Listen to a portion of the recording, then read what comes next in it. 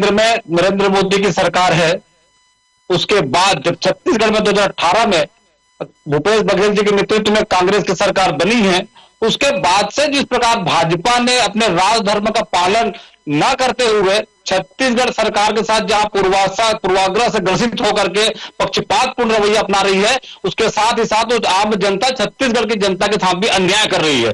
जिस प्रकार के हमारे सुशीलानंद शुक्ला जी ने प्रेस कॉन्फ्रेंस के माध्यम से बताया कि 4,61,000 करोड़ 908 जो करोड़ रुपए की जो राशि छत्तीसगढ़ से केंद्र सरकार को गई है, उसके मात्र 27% राशि ही राज्य सरकार को दी गई है। आज भी 17% राशि केंद्र सरकार दबाकर रखे रखी है। सिर्फ छत्तीसगढ़ को आर्थिक रूप से कमजोर करने की साजिश भाजपा की, नरेंद्र मोदी की सरकार की है। जीएसटी क्षतिपूर्ति हो, सेंट्रल एक्साइज हो, इनकम टैक्स हो, कोल खनन हो, इसकी जो राशि छत्तीसगढ़ को जो अधिकार है, उससे हम छत्तीसगढ़ का विकास करते, उस विकास पर बाधा पहुंचाने के लिए राज्य केंद्र सरकार इस टाइप से खेल रही है।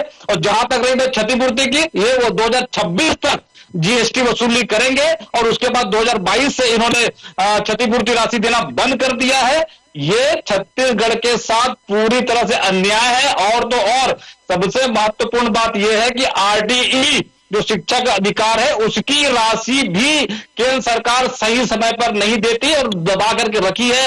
रोजगार मूलक कार्य मनरेगा के भुगतान भी केंद्र सरकार सही समय पर नहीं करती। पूरी तरह से साजिश के चलते छत्तीसगढ़ को, सरकार को परेशान करने की नीयत भाजपा की रही है। लेकिन छत्तीसगढ़ में भूपेश बघेल जी के नेतृत्व में कांग्रेस की सरकार है। हमने अंतिम व्यक्ति तक और ग्रामीण अर्थव्यवस्था को मजबूत करके जो छत्तीसगढ़ को नई दिशा देने का काम हमने किया है, उससे भाजपा आहत हो गए हैं।